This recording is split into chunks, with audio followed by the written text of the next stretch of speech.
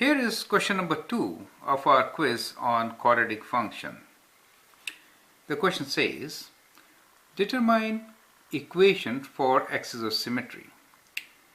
We have 3 different equations here. You can make a note of all the 3 equations. They are f of x equals to 2 times x minus 3 times x plus 7.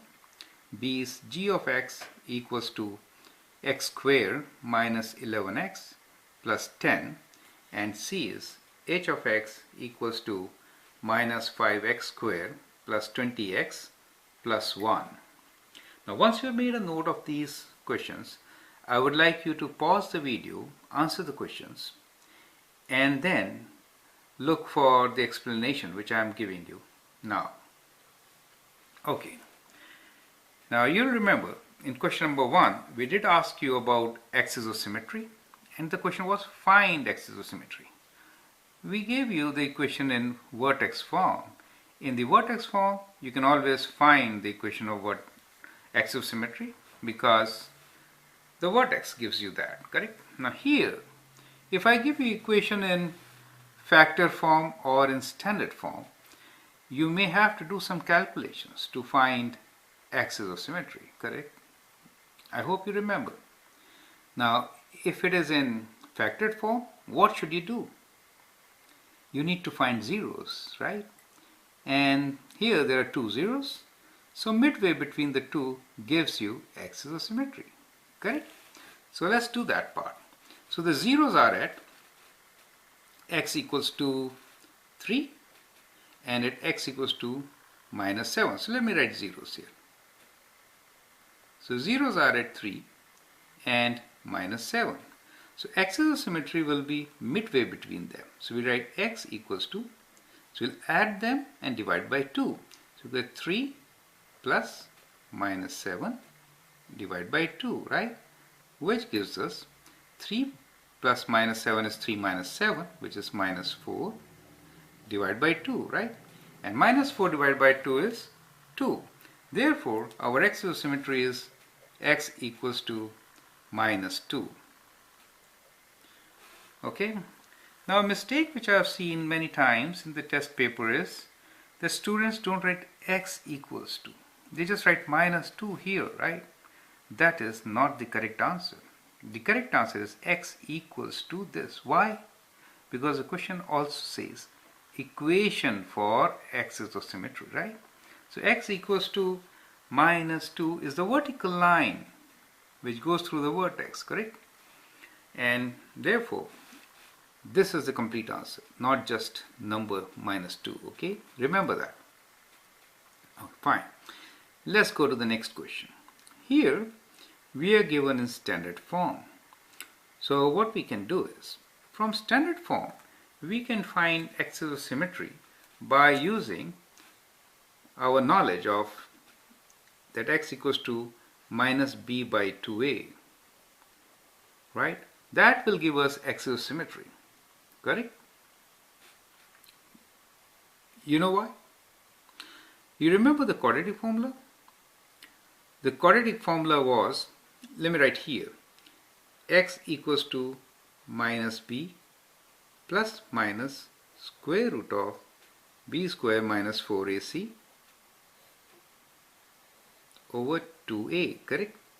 Now if discriminant is 0, right, in that case we'll get minus b by 2a, correct? At vertex this is 0. At vertex this will be 0, right? Think like this. Vertex this will be 0. So we are left with minus b by 2a. And axis of symmetry is that point on the vertex x value we're looking for. So in a parabola, everywhere else you will find 2 points plus minus because of the symmetry. But at vertex we have only at, if you draw a horizontal line through a parabola, it will cut the parabola at 2 points always, except for the vertex. There it is tangent at 1 point, and that 1 point is vertex, correct? So that is kind of a hint, right? So here, if equation is given in the standard form, we can find axis of symmetry by using this formula, x equals to minus b by 2a. This is one way of doing it.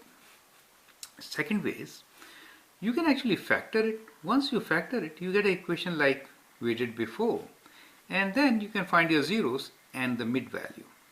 Here, it is not difficult to factor. You can say, well, the product is 10. So we say product of two numbers P and Q is 10. And the sum of these two numbers is minus 11. And therefore, the two numbers should be minus 10 and minus 1. So when you do minus 10 minus 1, multiply them, you get plus 10. And when you add them, you get minus 11, right? Therefore, I can write this equation as